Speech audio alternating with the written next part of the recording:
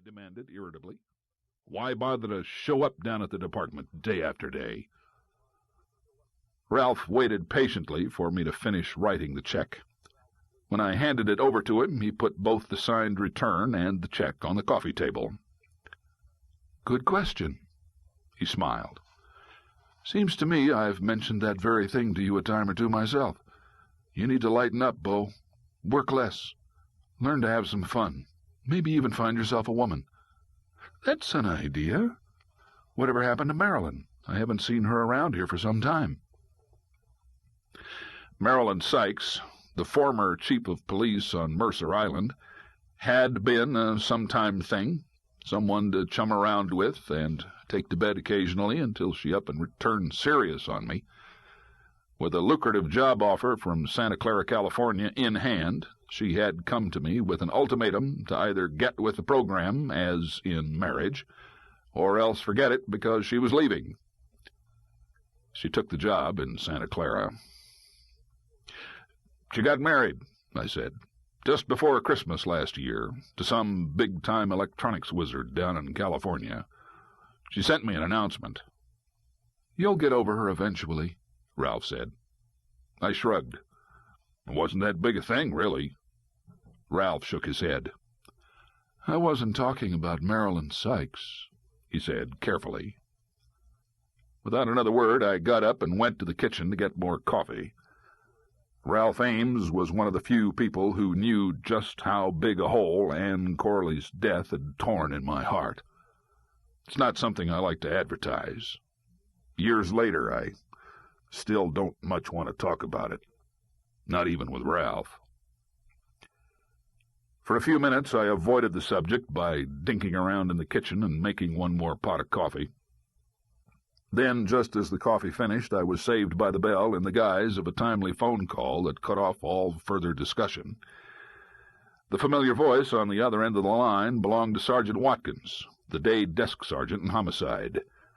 My partner, Detective Big Al Lindstrom, and I were on call that night, so the phone call was no particular surprise. What was surprising was for Waddy to be making the call rather than the night shift sergeant. Not only that, he sounded genuinely relieved to hear my voice. "Glad you're okay, Bo," he said. "I'm more worried about the guys who don't live in secure high-rises. Big Al's all right, too, by the way. I just checked. He's coming in from Ballard right now.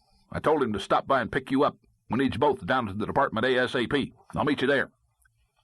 That meant Waddy had called me from home. His coming back into the department at night was more than slightly out of the ordinary, so something was definitely up. "What's going on?" I asked.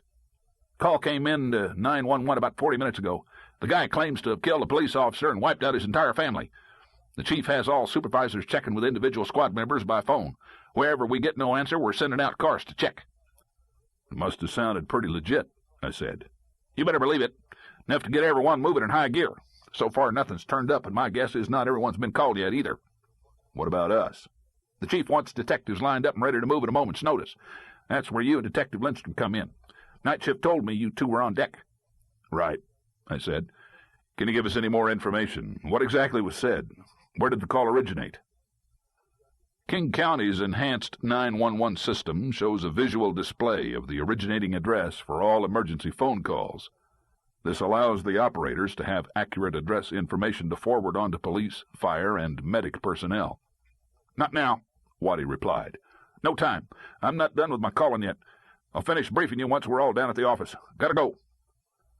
The call waiting signal on my own telephone buzzed impatiently, announcing that I had another call on the other line. "Me too," I told him. "That's probably Big Al now, calling to say he's downstairs." I switched to the other line and heard the bear-like Detective Lindstrom growling into the receiver. "I'm here, Bo. Hurry it up, will you? Waddy's climbing the walls on this one." Big Al didn't sound any too happy about being out and about. As far as partners go, he's not bad, but he tends to be surly when he's short on sleep. After buzzing Big Al into the lobby, I put the phone down and went back into the living room where Ralph was finishing licking the flap on the official IRS envelope. He looked up at me as I slipped on my bulletproof vest and fastened my shoulder holster in place.